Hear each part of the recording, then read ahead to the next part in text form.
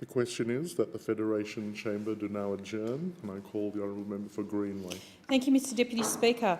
One of the most wonderful things about our multicultural society is that we have the opportunity to share in a number of cultural activities that are becoming fixtures on the broader Australian calendar, and one of those is Holi. And on the eve of Holi, I would like to send my very best wishes to everyone for whom this is an extremely special occasion. It is an exciting occasion, not only for Hindus but also the wider community. It was originally a celebration of the changing of the seasons and the transition from the cold of winter to the colour of spring, and hence one of the graphic associations of Holi is, of course, the throwing of coloured powder at one another and generally singing and dancing. And how wonderful it is that the Australian story is driven by so many different cultures of the world. This diversity is a tremendous value to our country. It builds our prosperity. It reinforces our ties with the subcontinent and South Asia in particular. I will be joining a lot of the festivities this weekend, including at North Parramatta and in the ponds in my own electorate. And can I say, I think it's wonderful that these festivals have devolved to a much more suburban level in many events, in many occasions, so that we have local communities having a greater opportunity to be involved. But while I talk about celebrating diversity, Mr Deputy Speaker, I believe it's important to recognise a couple of disturbing trends that have become apparent in our society and what a minority are doing to attempt to undermine this spirit and also the benefits of multiculturalism in this country. On the 28th of February, the Herald carried a headline, "Australian Sikhs say abuse on the rise as they cop anti-Muslim sentiment."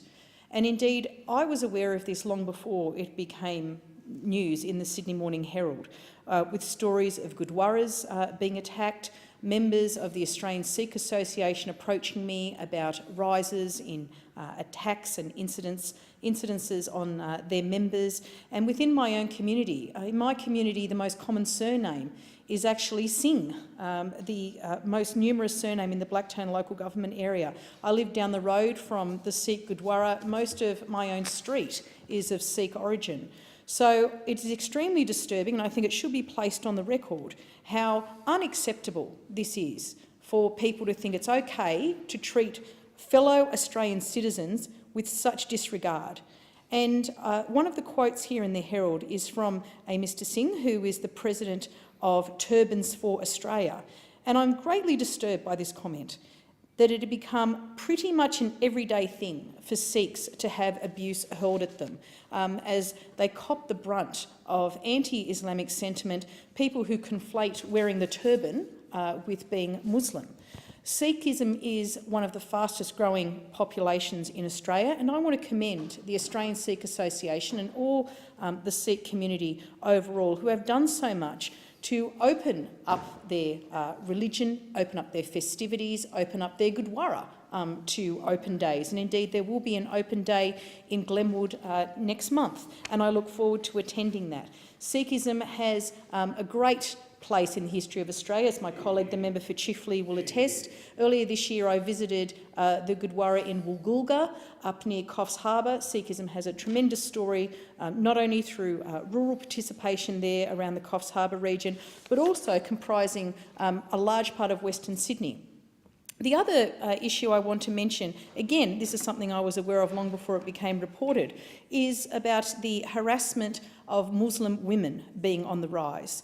And similar to the quote I mentioned about some Sikhs thinking this was normal behaviour, there's an article here from the 24th of February, in this article in The Age, about a young girl who had been abused for wearing a headscarf.